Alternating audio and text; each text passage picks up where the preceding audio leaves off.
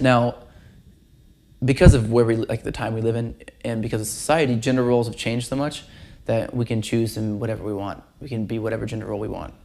And the only difference is that whenever we choose to play the gender role associated with our sex, so like if I choose to play the male gender role, I have a lot more options because gender roles are attracted to the opposing gender role. So if I play the male role, I'm attracted to the female role, right?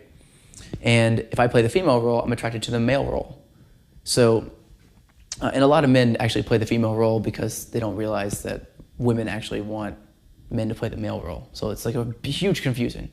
And I think a lot of it happened whenever there was a movement for women's equality, and a lot of guys were threatened by that movement and thought that it meant that women wanted to be the same instead of equal, which is totally not what they wanted. They want to be equal yet different, right?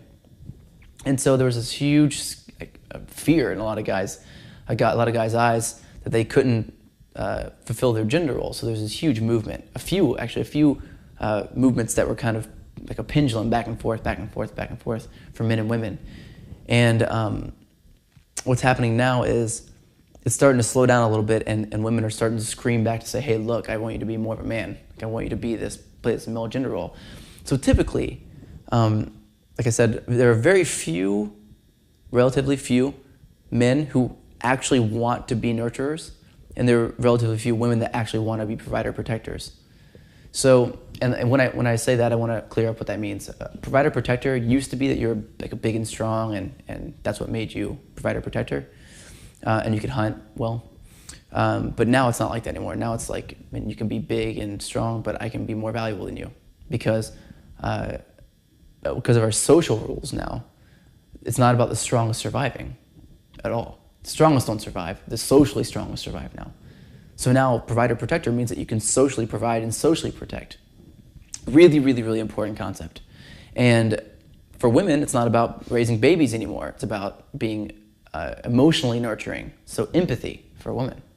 So this is her gender role. So there are weaknesses and strengths to each gender role. You know, for the male gender role, the strength is we don't get roughed up by emotion so much. We kind of have this emotional detachment to things. But the weakness is that we can't build rapport very easily, typically. You know, we have this fear of failing at being open and being vulnerable, then being attacked. And then women, typically, their strength is that they can connect with anybody whenever they want. Like, they can walk in and they just feel, and they can feel what someone else is feeling. But the weakness is that they feel everything that everyone else feels all the time. So whenever you ask a woman as a man, if you ask a woman to calm down or stop feeling in any way, you're asking her to be less of a woman. And that's why you can never speak to a woman and tell her to be less emotional. Like, that does not work. Because then she'll start to play the provider protector role. And if she does, she won't be happy.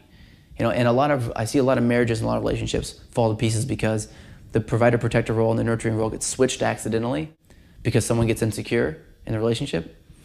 And whenever they switch, both parties start to resent the other. So, and then there's this huge hatred. It's like, you know, the woman doesn't feel like a woman, the man doesn't feel like a man, and then they start to blame each other for everything, and then that's the end of the relationship for the most part.